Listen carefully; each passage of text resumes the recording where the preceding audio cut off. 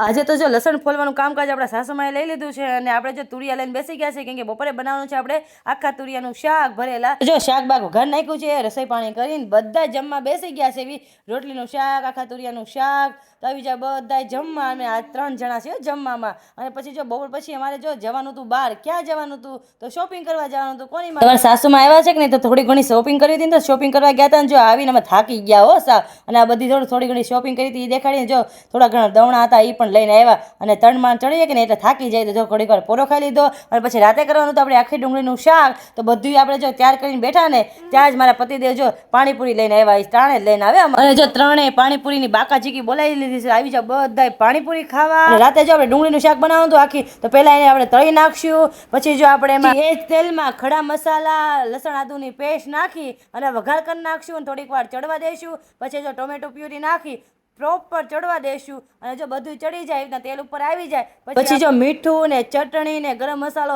હિંગ ને બધા મસાલા નાખી અને બધું મિક્સ થઈ જાય ત્યાંથી ચડવા દઈશું અને ઉપરથી આપણે નાખી દઈશું જો ગાંઠિયાનો ભૂકો તલનો ભૂકો સિંગનો ભૂકો અને બધાને છે ને મિક્સ કરી નાખશું સરખી રીતે અને બધું એક રસ થઈ જાય ને ચડી જાય આ બધી રસો કરવા માટે થોડું પાણી નાખી દઈશું તમારે જેટલો રસો કરવો એટલો અને પછી જો ઉપરથી આપણે તળેલી ડુંગળી નાખી દઈશું અને બધું મિક્સ થવા દઈશું થોડીક વાર ચડવા દઈશું અને બધું ચડી જાય એટલે ઉપરથી ધાણા જીરું અને લીલા ધાણા નાખી આપણે પછી જો રોટલો બનાવવા મળ્યા છે મને બહુ રોટલા ફાવતા નથી મારા સાસુમાએ 4-5 બનાવ્યા ને પછી મેં લાવો એક બનાવી નાખું તો તમને રોટલો બનાવતા આવડે છે કે નહીં મને કમેન્ટમાં જરાક કહેતા જજો અને મારો વિડીયો ગમતો હોય તો લાઈક શેર સબસ્ક્રાઇબ ને હર હર અને તમને રોટલા બનાવતા આવડે છે કે નહીં કમેન્ટમાં જરાક કહેતા જજો।